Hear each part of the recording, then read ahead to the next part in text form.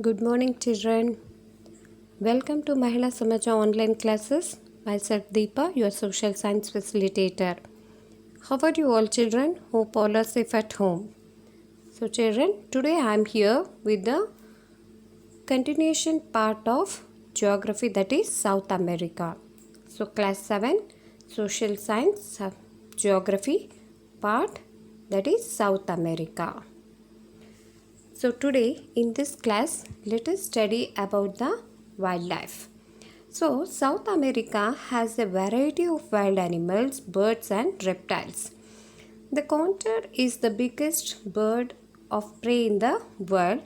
Rhea is a large bird which cannot fly like the ostrich in Australia. Spider monkey, owl monkey and squirrel monkey live in the trees of the Amazon forest. Anaconda python is the largest reptile and it lives in the rainforest. So these are the wild animals, birds and reptiles which live in South America.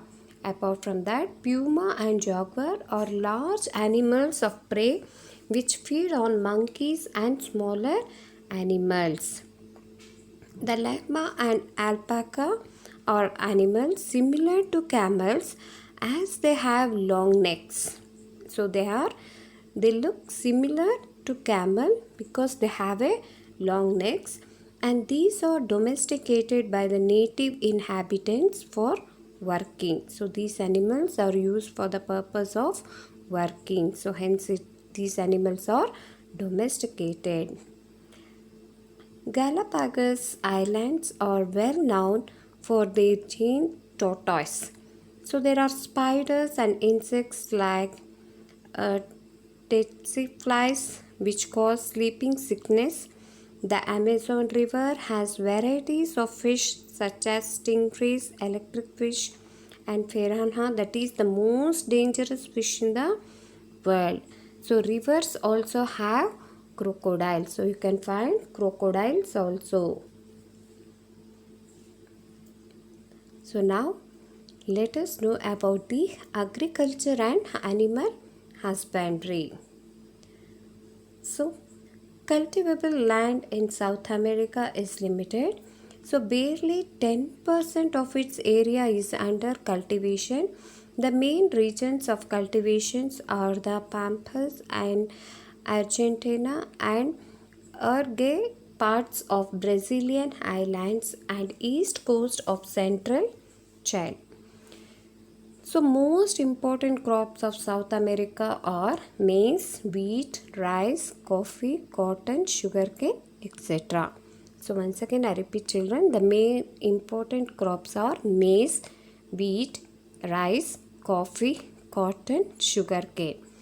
So maize is a native crop of South America and it is the chief food crop in the warm tropical region. And then wheat which is grown in a cooler temperature regions in Argentina and Chile. Wheat is also exported from Argentina. And then potato is widely grown in the Andes region. Rice is cultivated all along the Brazilian coast. So these are the crops. So now let us look into the non-food crops of South America is important. They are important producer of coffee and cocoa. Brazil is the world's largest producer of coffee. Colombia and Ecuador are also important producer of coffee. Cocoa is also produced on a large scale in the coastal regions of Brazil. Colombia and Ecuador are the other producers of cocoa. So apart from coffee and cocoa, cotton is grown in drier slopes of Andes and is exported to other countries. So cotton is exported to other countries. So South America is an important producer of sugarcane, so which is grown in the tropical lowlands. Brazil is the leading producer of sugarcane and it is the second largest producer in the world. So other sugarcane producing countries are Argentina, Peru, Guyana and Colombia. So these are the countries which produce sugarcane. So grassland of pampas are ideal for livestock rearing. So livestock includes mainly horses, pigs, sheep and cows. So Argentina was once the biggest exporter of beef in the world. The pampas are fine grazing areas for beef cattle. So dairy cattle grazing pastures are richer, whereas poorer pastures on the Patagonian plains and mountains are meant for sheep rearing. So these are the areas where the cattle has been bred. So there are cowboys called gauchos who manage the sheep. So the best fishing grounds are located in the coast of the Pacific Ocean. The Peruvian and the Chilean coast are the most important fishing grounds. Though Peru had been the leading fishing nation, its importance declined because the bulk of fish caught were mainly small pelagic fishes which were used for making fertilizers. Chile's catch is almost the same as Canada's, but mostly it is used for industrial purpose and not for food.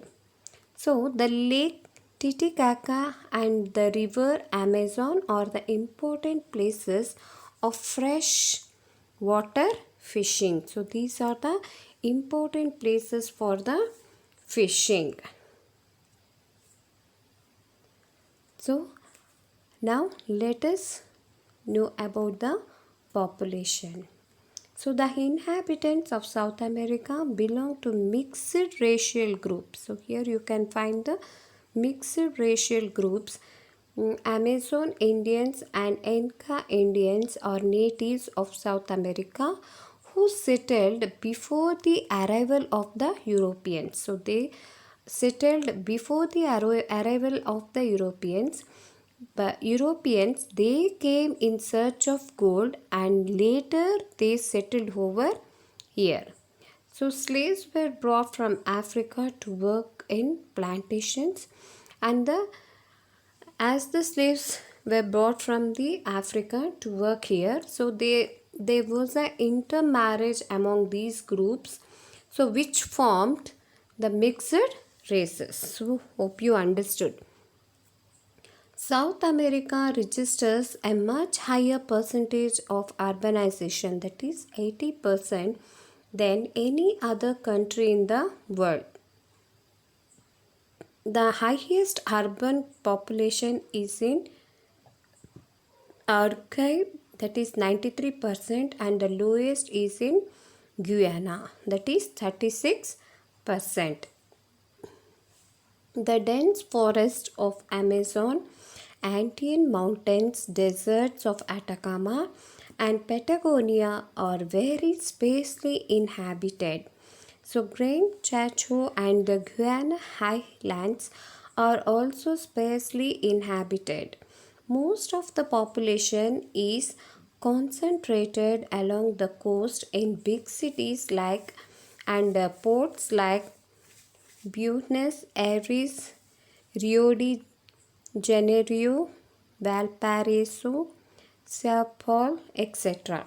So these are the big cities. Once again I repeat, Buenos Aires, Rio de Janeiro, Valparaiso, Sao Paulo. So these are the big cities. So South America registers the birth rate similar to the world's, but the death rate is less than the world's average. So the birth rate is similar, but whereas the death rate is the less than the world's average. So, therefore, the rate of natural increase in the population is higher here than the world's average. So, children, by this we have come to the end of the chapter South America. So here I have asked you a simple question, that is, name the important cities with high density of population in South America. So hope children you have understood today's session. So let us meet in our next class with a new chapter. Till then, have a great day. Thank you.